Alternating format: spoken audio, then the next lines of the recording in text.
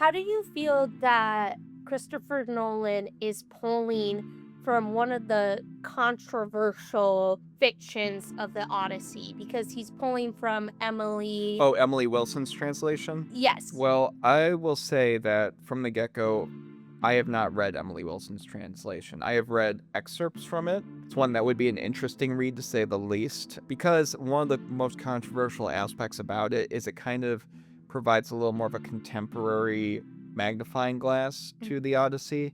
And some of the word choices that I've seen in the excerpts, I'm not sure I'm too much of a big fan of myself, but I'm not going to judge a whole book or a whole story based on a couple lines here and there. Even before Emily Wilson wrote the book or translated the Odyssey for herself, there were so many other translations out there, and they wrote, different versions of the same first line. It's hotly debated to this day. It has been for centuries.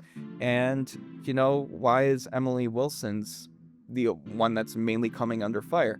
Probably because it's the most recent one, and it's now under a magnifying glass because it's what Christopher Nolan said he used as inspiration for his version of the Odyssey. Honestly, I feel like it's so silly because people get upset over the littlest things with the Odyssey, the version that you pull. Really, I think it just depends on Christopher Nolan. That's the one he related to, so that's the one that he's gonna pull from.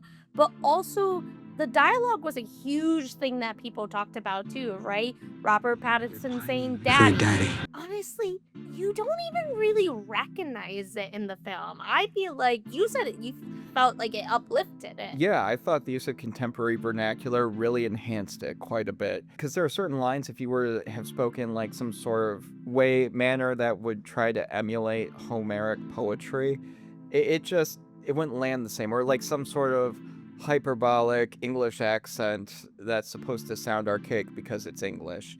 Like, father. It doesn't come off the same, especially with the way Christopher Nolan goes about telling his stories.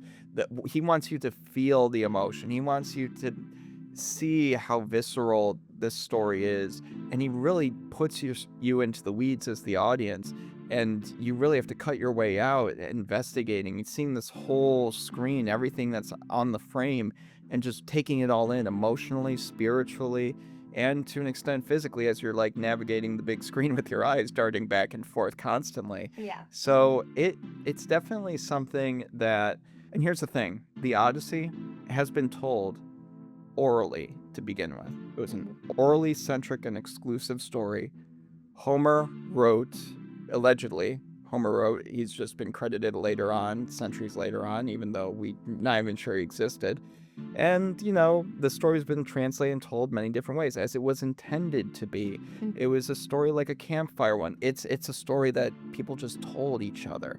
And, you and I, probably our first true experience to it was through the Percy Jackson books. Oh, yeah. Like, to get a frame of reference of the Odyssey and what it's about. So, I don't know. It's just, we've all heard it done so many ways. Christopher Nolan now takes his shot at it, and what do you want? Do you want him to just do exactly what's been done before? Because if you want him to do it recite it in exact Homeric poetry, you're not gonna get that, and I'm not sure if I would want that. It's supposed to be different too. That's the thing. Like, you're not supposed to get the same thing here.